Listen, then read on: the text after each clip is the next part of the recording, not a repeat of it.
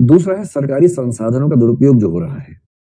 सरकारी संसाधनों का दुरुपयोग क्या क्या होता है, ऐसे कौन से संसाधन होते हैं जरा बताइए, हम भी जरा जान लें। मान लीजिए आप एक ऑफिस में काम करते हैं, आप उस ऑफिस के किन संसाधनों का मिसयूज कर सकते हैं। एक तो हो सकता है स्टेशनरी का, कि आपके घर में जितने बच्चे हैं उन सबकी कॉपी किताब रजिस्टर वहां से जा रहा है। एक तो ये हो सकता है कि रजिस्टर ऑफिस से मंगवाए और घर ले गए, चिंटू को चाहिए, चिंटी को चाहिए, उसके लिए चाहिए, है ना।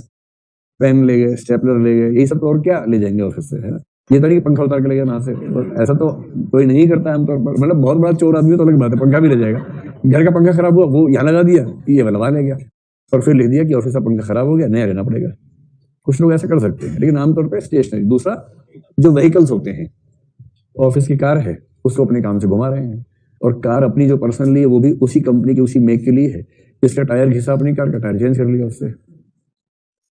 इंजन छोड़ के बाकी सब चेंज करते रहते हैं जब जरूरत पड़ती है, और अंत में बोलते हैं सरकारी कार थोड़ी जल्दी घिस गई है, प्राइवेट कार 20 साल से घिस रही है, सरकारी जल्दी घिस गई है। तो वाहन का दुरुपयोग एक ये केस दिखाई पड़ता है। आमतौर पर यही दो चीजें होती है ना, और तो कुछ नहीं होता है। और तीसरा क्या क्या चीज, जूनियर लोग मतलब, अच्छा उनको अपने काम के लिए भेज देना। हाँ, मतलब आमतौर पे ये होता है कि स्टाफ को पर्सनल काम में यूज कर लेते हैं कई लोग, इस तरह की स्थितियां पैदा करते हैं। जैसे आप में से कितने लोगों ने एमफिल या पीएचडी की, हाथ खड़ा करें। किसने नहीं की है और कर रहे हैं। अरे समाज की ये हालत, आप में से एक भी व्यक्ति एमफिल पीएचडी नहीं कर रहा है। अगर ऑफिस में 3-4 आपको मेंटेनेंस के लोग मिले हुए हैं, जो सर्विसेज के लोग हैं, उनमें से एक आध होता है कि इसको घर पे लगा दिया, एक आध सीनियर के घर पे लगा दिया, 2 लोग ऑफिस में काम कर रहे हैं, ये सब तो होता ही है। बहरहाल इसको कैसे रोक सकते हैं, भत्ते जो मिलते हैं, तो भत्ते तो उसमें आ जाएगा ना, फाइनेंशियल मिसअप्रोप्रिएशन में, इसमें भी आ सकते हैं। ले आओ, कहाँ लाऊं बताओ, भत्ता, ठीक है, भत्तों का दुरुपयोग कर दिया। क्या चीज, फर्नीचर, उसमें कर लीजिए, स्टेशनरी फर्नीचर सब साथ साथ कर लीजिए।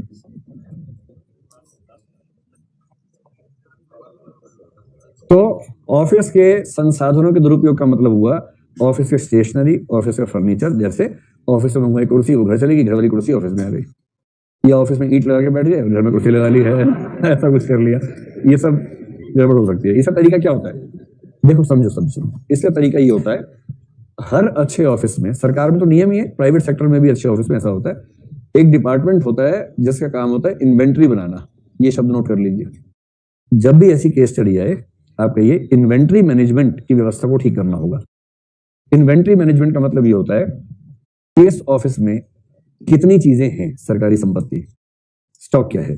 जो भी संपत्ति आएगी सबसे पहले उसमें मार्किंग होती है, उसमें निशान, कुछ नंबरिंग लिखी जाती है, और इसके पास जो लिस्ट होती है उस लिस्ट में नंबरिंग मेंशन होती है, इस नंबर की वस्तु है, इस तारीख को आई थी, इस विभाग के इस कर्मचारी के पास वो है, वो उसको यूज करता है। एक एक वस्तु ऑफिस में कब आई थी, किसको सैंक्शन की गई यूज करने के लिए, उसकी एंट्री होती है, सबके साइन होते हैं इसमें, और ये लॉग बुक बनती रहती है। जब भी कुछ नया आएगा तो इन्वेंट्री में वो शामिल हो जाएगा। 6 टेबल हैं, 3 कुर्सी हैं, सब लिखा होता है साफ साफ। इतना ही नहीं, उसमें ये भी लिखा है कि ये कुर्सी आई है, और फर्नीचर के बारे में ऑफिस में एक मतलब मैनुअल होता है कि कौन से फर्नीचर की लाइफ कितने साल की है, डेप्रिसिएशन उसी हिसाब से काउंट होता है। अगर कुर्सी की लाइफ 5 साल मानी गई है तो ये मान लिया जाएगा कि 5वें साल में कुर्सी खत्म हो गई, नई कुर्सी खरीद ली, ये जेन्युइन बात है। पर यदि वो 3 साल में हुआ है तो इसका मतलब यहाँ मिसअप्रोप्रिएशन का खतरा बना हुआ है, वहां पर चेक होना चाहिए। तो जब भी कोई कहे कि ऑफिस के सामान का मिसयूज हो रहा है तो क्या करना होगा, इन्वेंट्री मैनेजमेंट की व्यवस्था दुरुस्त करनी होगी। आजकल तो इतना आसान है, हर चीज के सॉफ्टवेयर है। अकाउंटिंग पहले इतना मुश्किल काम था, आजकल 1-2 सॉफ्टवेयर, टैली एक सॉफ्टवेयर है, उस टैली सॉफ्टवेयर में तो मतलब एकदम लेमैन 10वीं फेल आदमी भी काम कर सकता है, कुछ नहीं करना है, केवल एंट्री करनी है। वो सॉफ्टवेयर अंदर सारी एंट्रीज मैनेज कर लेता है। आपने एक एंट्री की, वो हर अकाउंट बुक में जो रिलेटिव एंट्री होगी अपने आप कर देगा, सारा अकाउंट जिस समय मैच करना मैच कर सकते हैं। ऐसी इन्वेंट्री का सॉफ्टवेयर आता है, आपको केवल लिखना है कि आज जैसे नया क्या आया, 2 चेयर्स, एंट्री की, वहां पर उसकी प्राइसिंग क्या है, एंट्री कर दी, बिल नंबर एंट्री किया, वो कर दी, जहां जहां वो एंट्री जानी चाहिए सब में अपने आप चली गई। तो प्रॉपर इन्वेंट्री सिस्टम जिसमें अधिकारियों के, कर्मचारियों के हस्ताक्षर होते हों, उसके बाद ये घपला आमतौर पर खत्म हो जाता है। और जहां तक व्हीकल्स की बात है, व्हीकल्स पे जब व्हीकल्स खरीदे जाएंगे या उनको कुछ सामान आएगा उसकी इन्वेंट्री होगी। जैसे टायर चेंज हुआ, तो टायर कब चेंज हुआ, इन्वेंट्री से मिलना चाहिए। और आपको ये पता है कि जो कार या जीप है ऑफिस की, उस कार कंपनी की ओर से टायर कितने हजार किलोमीटर चलता है उसकी एक गारंटी होती है। अगर गारंटी है 1 लाख किलोमीटर की मान लीजिए, और यदि 20,000 भी चेंज हो गया है तो उस पर सवाल उठना चाहिए और ये फंसने वाला मामला होना चाहिए। और 1 लाख पे चेंज हुआ तो कोई दिक्कत नहीं है।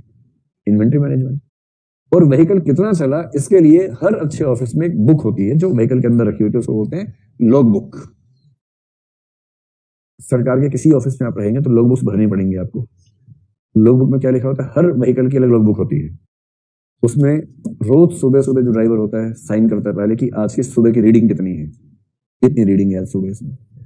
उसके बाद आज वो व्हीकल कहां से कहां गया, कब कब गया, टाइम जाने का टाइम, वापस आने का टाइम, कहां गया था, और अंत में किसकी अनुमति से गया था, उसका साइन होता है।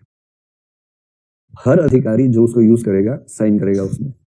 और इस तरह से मेंटेन होते हैं रिकॉर्ड्स कि व्हीकल किस दिन कहां कहां गया था और किसकी अनुमति से गया था।